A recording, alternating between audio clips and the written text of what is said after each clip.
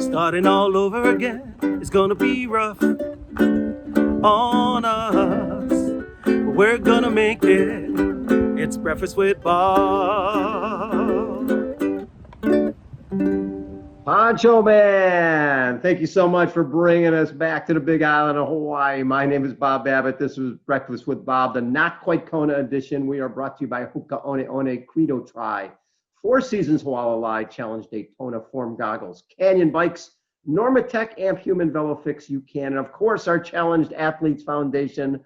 Our next guest, the main man from Purple Patch Fitness, former professional triathlete, and one of the best coaches on the planet, Mr. Matt Dixon, joins us. Matt, how the heck you doing? I am bright and shiny, Bob. Lovely to be here in Kona, kind of. And you're in your beautiful new facility, the Purple Patch headquarters. Talk a little bit about just having your own place. Yeah, it is it's a big unit. So yeah, we had the proposed opening of April the 1st, 2020. That obviously didn't quite happen, but yeah, we're right in the heart of San Francisco, and 10,000 square feet of really what is just an exquisite space. We're incredibly lucky. We're really proud of what we've done. But I think the nice part of it is we've designed this place even pre-COVID as a production studio. So I'm sitting actually in the TV studio right now without the backdrops. We haven't quite finished those, but yeah, we'll be able to really amplify our education and our sporting content from here. So it should be a lot of fun. You're one of the few people on the planet who is able to work with the greatest pros around: Jesse Thomas, Sarah Piampiano, Sam Appleton, Kevin Collington, at the same time working with some of the biggest leaders in industry, Mike Moritz and guys like that, and age group athletes. How do you balance all that? Because those needs are so different. Yeah, the needs are different, but the desire is the same, and it's quite simple, which is the desire to improve. Everyone wants to improve, and quite frankly, you know, I love working with people that inspire, and I think that it takes a certain type of person to be a purple patch athlete. And I don't say that in a grandiose way, but right from the start, no matter whether it's a professional athlete, a captain of industry, and we're very lucky to work with some very well-known but really inspirational captains of industry, or someone that is just looking to get along in life and thrive within all of the chaos of this year. Right. It's more than just crossing a finish line, doing a PR, qualifying for Kona. It's about making life bigger and really looking to thrive in life. And I think that it's all about individual pursuit. So for me, it is a different challenge working with a world-class athlete versus someone that's just trying to cram fitness into a really busy, complex life. But the ethos is the same. Let's get to a solution that fits in your life, that's an ongoing journey of which you can really enjoy. And so I think that you end up learning from each and every athlete ultimately.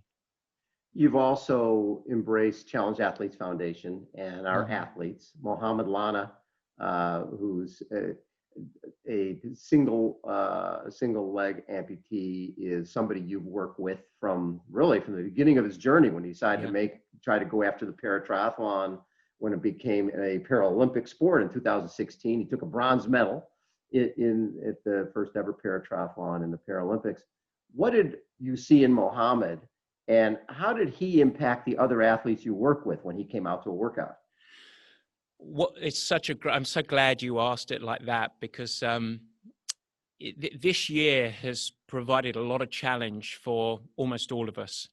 And one of the things we've all had to get very good at very quickly is navigating adversity. All of the adaptive athletes, and Mohamed being a prime example, has had to, by definition, overcome massive adversity. But when I first started coaching Mohamed about a year before the Olympic Games, there was no way that he was going to get near a medal. And yet, right at the start, he said, all I want to do is get a medal. And I had that balance of a sort of coach of how much do you sort of building kind of reality of that's probably not achievable versus like, let's go for it. And I went with the latter. And the reason that I went for it is I was ruthless with Mohammed. And he came to San Francisco. I put him in with our female pros. We had a really good group of female pros based in San Francisco at that time. And I said, Mohammed, you are going to train with them. And do you know what he did, Bob? He lifted the performance of all of those female pros. He never stopped smiling. He was never late. He never complained. And he did everything apart from one thing. He could never, ever, ever be calm at the start of the swim. If we were doing a 200, he would go way too fast on the first 50. If we were doing open water swimming, he would go out and blow up. And I said, and he never, ever, ever managed to get it right, apart from one day. And that one day he got it right. And I think you were there watching. In Rio. Right. At the Olympic Games. And he went out calm. And I don't know what happened, but he went out calm. He sat on the feet. He stayed in the group. And he almost darn well got a silver medal. And, Yes. you know, it's, I think of all, you know, we've had Tim Reed won the world championship. Rachel Joyce won the long course world championship. Chris Lieto second at Hawaii. You know, all these lists of sort of great accomplishments. Mohammed is, and I say this now, my most proud coaching moment.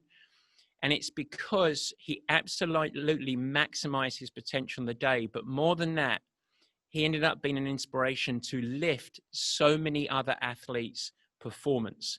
And our female pros that year had a marvelous year. And I think that it was in a big part to do with what Mohammed brought to the group. And that goes right back to your first question. It doesn't matter who you are, you can still inspire and lift your performance. It's interesting. I remember when Paul Huddle used to have his camps, and he said, having Rudy Garcia Tolson, having any challenge athlete out there, the whining part of it from the age group athletes goes away when they start to whine and they see this kid putting his legs on. It changes the mentality. I'm sure for your female pros, it was the exact same thing. They're like, oh, my back's a little sore. Oh, wait, this guy's missing a leg. What am I complaining about? Well, you think about if you're doing figure of 8 drills in a parking lot, and for Mohammed, it was incredibly difficult to go one way because he basically didn't have one side of a leg, so it would unweight the bike. So if he's there just ramming it around the corner, the female athletes are not complaining very much. So let's talk about, you're going to be putting on a virtual camp. And we're talking November 13th, 14th, 15th. So it's coming up fairly soon. Yeah. And you are a full body type of guy from the perspective of Mark Allen, nutritionist, hydration expert, sports psychologist. It's sort of a reset, right? The whole idea is, hey, 2020 is not going to be a racing year. Why not use this as a way to build for 2021? Talk a little bit more about what you're hoping to come out of this camp. Yeah, it's 2.5 days. It's online, and firstly, it makes it extremely budget friendly. You don't have to go to a conference and come and talk to all of these experts that we've put together. And the experts are all under the umbrella of having an ethos of really wanting to help people. And so, you know, a good friend, but obviously an inspiration and a master of mindset, having Mark Allen involved, having a world-leading nutritionist, Andy Blow from Precision Hydration, Ivan O'Gorman from around bike fitting, but also having behavioral psychologists, sports medicine, the Purple Patch pros involved, Jesse Thomas, Sami Inkanen, and of course, Mohammed Lana and the Challenged Athletes Foundation. What we've really done is we've put together a group of experts that in this year, where if we pause and we realize this has been incredibly challenging for all of us. Races have evaporated, life has collided. There's been a whole bunch of fear and anxiety, a bunch of adversity for so many people. And right now, as we sit here, there's no clarity as we go into 2021 that it's necessarily going to get much better, but it can. And so this is a 2.5 day camp, Performance Reset it's called, where we are saying, stake in the ground, let's reset. And let's set our mind, let's plan, let's bring in all basic habits, a little bit of inspiration, so that we can set up 2021 to be a wonderful year of performance, so that when races do start to really come back in earnest, and we do move back into the world that we want to move back into, that we are equipped for great physical and mental resilience, and so that we can ultimately thrive. And it's all about human performance. And I think it comes back to one of the bright sparks, because there is always silver linings in this terrible situation that we found ourselves in globally.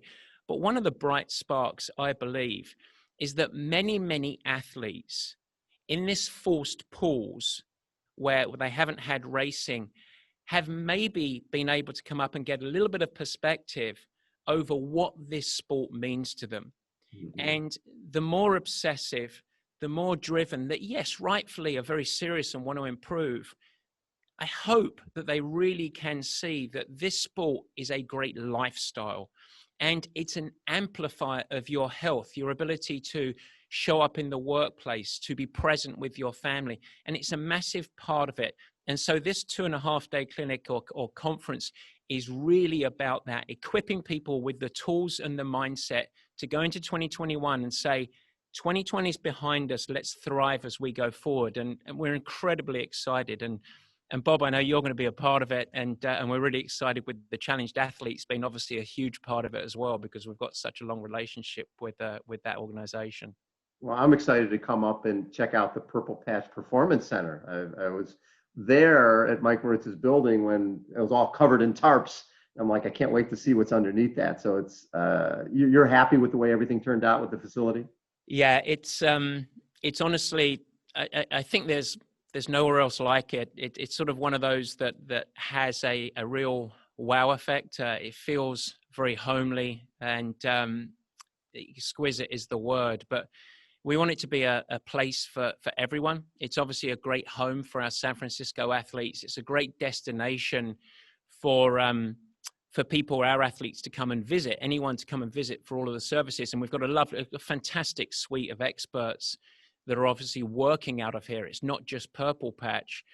But the most important thing is we want all of our athletes and friends and frankly, anyone that's interested in performance education to be able to participate from wherever they're at in the world. And this first conference that we're doing, we're coming in with a bang. We're really going for it. But this is why we built this place. And yes, we were delayed with COVID and everything that happened, but now we're getting to bring it. And so we couldn't be more excited about the future ahead, to be honest. Well, and what's nice about this, with it being virtual, you can have 1,000, 1,500. You could have people from all over the world participating in your virtual camp and clinics. Yeah, and we're utilizing a fantastic platform that is going to really dissipate that Zoom fatigue. There's expos you can go to, literally virtual expos. We're going to have breakout sessions so that you can choose who you go and talk to.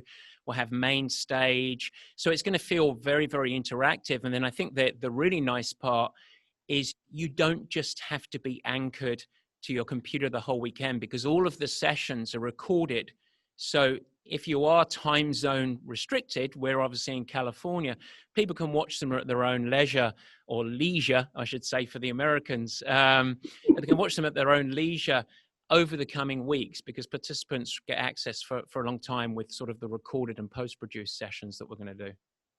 And people just go to purplepatchfitness.com to sign up? Yeah, we've actually got a standalone URL as well. Yeah, it's very easy to remember. It's exactly what we all want to do, which is performancereset2020.com.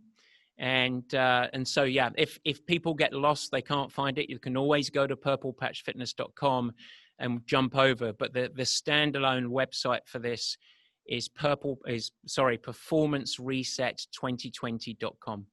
I love it. And when will registration open?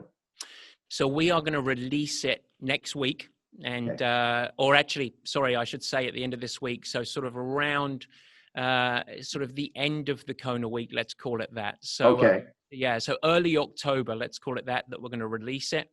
And and then we'll go through and obviously be ready to go a month later, November the 13th through the 15th. Love it. Hey, Matt, thanks for taking time.